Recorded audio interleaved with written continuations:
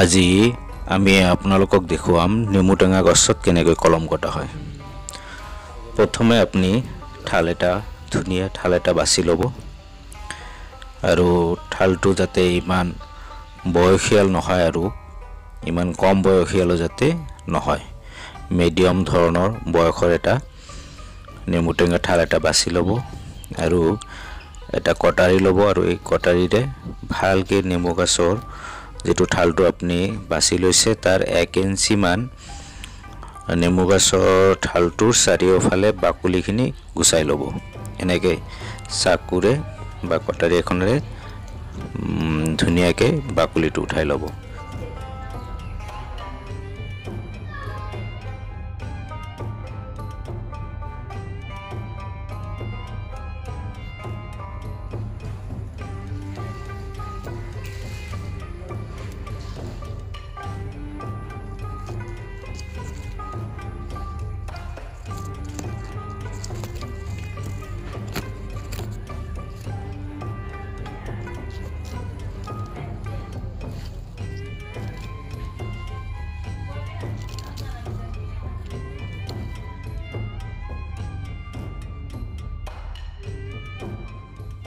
বাকলিখিনি গুচাই লোৱাৰ পিছত যিখিনি কাট ওলাব, কাটখিনি ভালকৈ চাকুৰে খুহি ল'ব যাতে কোনো প্ৰকাৰৰ বাকলি তাতে লাগি নাথাকে।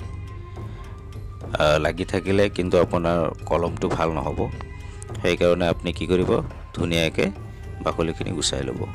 তাৰপিছত আপুনি অলপ মাটি ল'ব, মাটিটো যাতে বোকা মাটি ধৰণৰ হ'লে ভাল হয়। এনেকৈ মাটিটো দি সেই যিখিনি বাকলি গুচাইছে সেইখিনি ধুনীয়াকৈ লগাই দিব। লগাই দিয়াৰ পিছত আপুনি প্লাষ্টিক অলপ কাটি তাৰ চাৰিওফালে ধুনীয়াকৈ মেৰাই দিব যাতে ক'তো লুজ নাথাকে, টাইট হৈ যায়।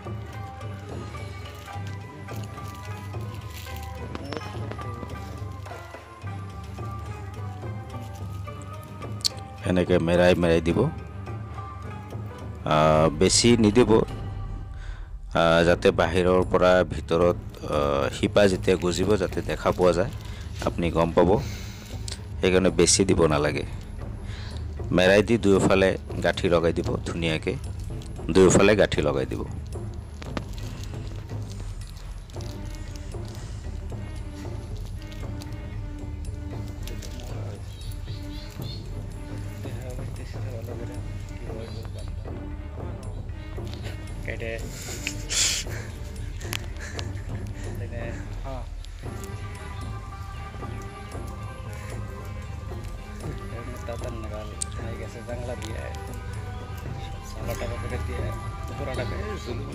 এতিয়া চাওক, মই এমাহ পূৰ্বে কলম কাটিছিলোঁ, সেইখিনি ভিডিঅ'টো চাই লওক আজি কেনেকুৱা অৱস্থা হৈছে। এইটো এমাহ পূৰ্বে কলম কটাটো সেই নেমু গছৰে বেলেগ এটা ঠাল। এইটো গাঁঠিবিলাক কাটি দিছোঁ, কাটি দি মই প্লাষ্টিকখিনিও গুচাই দিলোঁ।